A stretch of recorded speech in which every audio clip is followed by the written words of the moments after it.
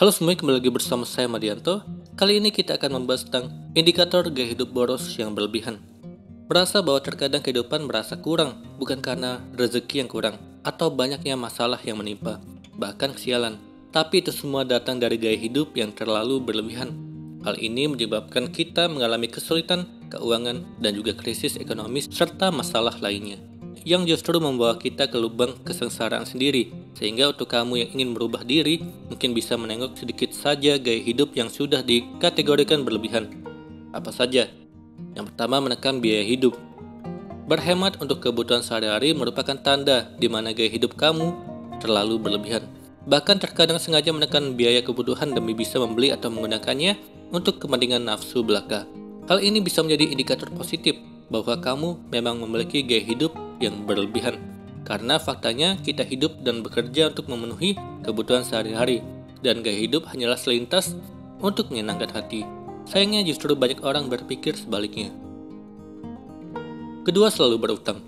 Selanjutnya adalah utang yang selalu ada. Percayalah, untuk kamu yang memiliki utang dan tidak pernah selesai, padahal kalau hanya untuk memenuhi kebutuhan sehari-hari, bisa jadi pendapatan habis begitu saja karena gaya hidup yang berlebihan.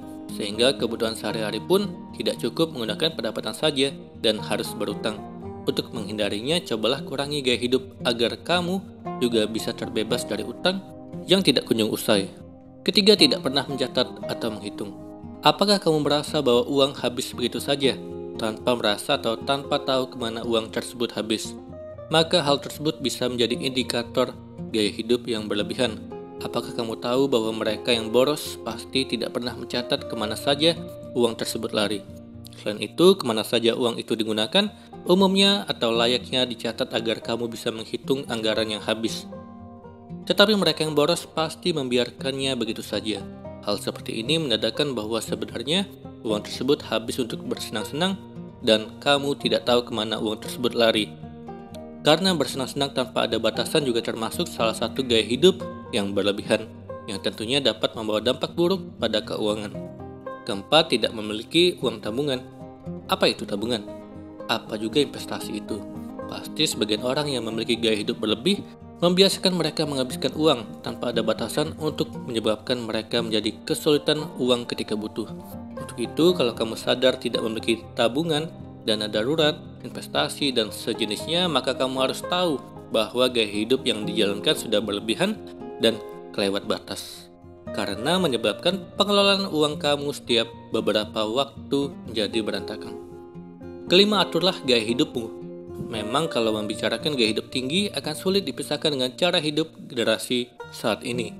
Namun kalau kamu orang yang bijak, tidak ada salahnya sesekali bersenang-senang dan menikmati waktu untuk bisa bersantai bersama orang yang disayang, jalan-jalan, traveling, dan berbagai tujuan lainnya. Namun perlu diingat bahwa kebutuhan hidup justru adalah hal yang paling utama, bukan malah gaya hidup yang harus ditonjolkan, terutama karena gengsi atau karena status sosial. Karena manusia zaman sekarang cenderung lebih bijaksana dan lebih jelas dalam mengelola hidup mereka. Karena itu jangan mau kalah dan justru dipecundangi dengan rasa gengsi, tidak memiliki gaya hidup yang tinggi. Itulah tadi indikator gaya hidup yang boros dan berlebihan. Semoga ini bermanfaat. Sekian dan terima kasih.